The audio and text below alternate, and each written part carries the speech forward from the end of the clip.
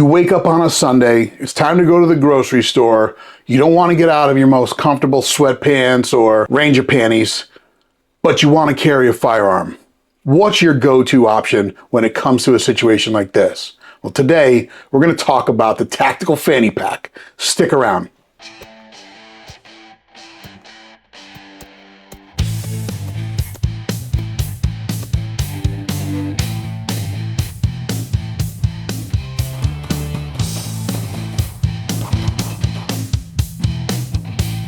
What's going on, guys? Welcome back to the channel. Today, we're going to dive into one of the most versatile and underrated options of your EDC setup, the tactical fanny pack. And we're going to build it out using the VERTX SOCP fanny pack.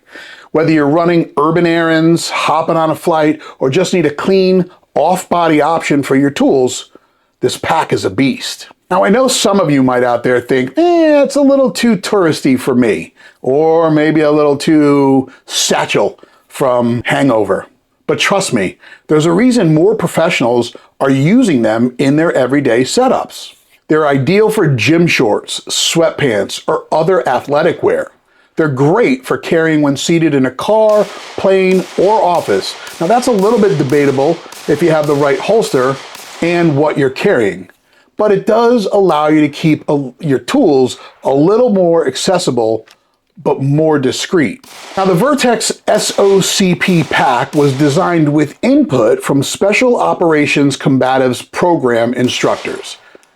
It's streamlined, smart, and purpose-built. Now, let's break down how I load mine out and why each piece earns its place in my tactical fanny pack. Now, in the back, I carry the Glock 48. This is carried in a black point tactical holster with hook and loop on the back. Now, some people use just a trigger guard with a paracord tether, but you have to choose whatever works for you. Now, one thing I do want to touch on about carrying a firearm in this setup is the increased amount of time that you should train with this setup. This is not your regular carry setup, and you're not going to achieve that sub-second Instagram draw. Well, at least not at first. More reps equal faster draw. I'm going to also tell you that during my range time, I screwed up my draw and grip, and it resulted in my big old palms smashing that mag release and the mag becoming unseated and falling out.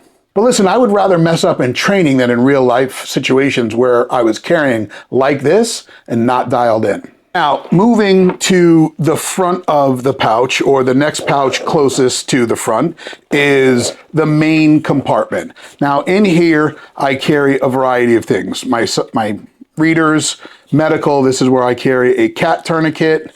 I also have a spare magazine, which would be in here. Now, as far as tools, I carry my Streamlight Micro Stream USB. I carry a folder knife, and then I also carry a Fisher Space Pen. Now, if I am just using this setup, I also put my Ridge wallet in here and my Right in the Rain pad. Now, moving towards the front is where I will carry my keys or my phone. That'll go in this front area.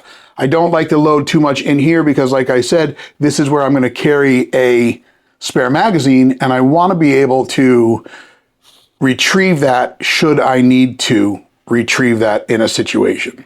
Now, lastly, one other addition is on the back. I have attached my Viking Tactics knife. I don't know if this is going to be a permanent situation, but I did use this for the most recent range trip, where I am also doing a video about everyday carry knives. So when do you carry the tactical fanny pack versus on-body carry?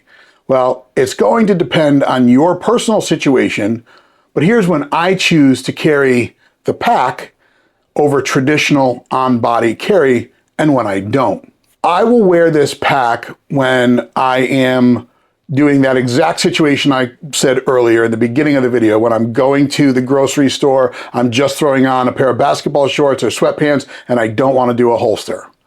But other situations when this comes into play is when I'm driving or flying. Now, mind you, not carrying a firearm, but that's more gear. If I'm running an errand and I'm just quickly running out of the house and I don't feel like getting all dressed up in gear, I will throw the pistol in this. Or also if you want to blend into public spaces and look a little bit less obvious, that's an option. Now, I would recommend skipping the pack when you do need that immediate firearm access. Like I said, this is a slower draw stroke, and it is not something you should put into play unless it's not an option to do anything else. Now, if you wear heavier clothing, I wouldn't wear this because you can conceal. But also, if you're working high-risk security or LE duty, definitely not an option for those situations. It is modular and scalable, but that also depends on what you want to include in it. It's not, you don't want to have this as a backpack in front of you or around your waist. This pack can flex depending on your environment. If you're traveling, take out the weapon for extra admin tools. If you're going on a hike, take out the gun, keep the gun, but add a power bank and maybe some snacks. It's all up to you and what works best for you. The VERTX SOCP is a solid piece of gear for any low-profile EDC setup. It's smart, it's subtle, and it's customizable. If you're looking to upgrade your carry game without broadcasting it, this is a possible option for you. Now, if this video helped you out, do me a favor, drop a like, subscribe, and hit the bell so you don't miss out on the next one. Comment below and let me know what's in your tactical fanny pack, or is this just not for you? Until next time, you stay safe, stay prepared, stay informed. I'm out.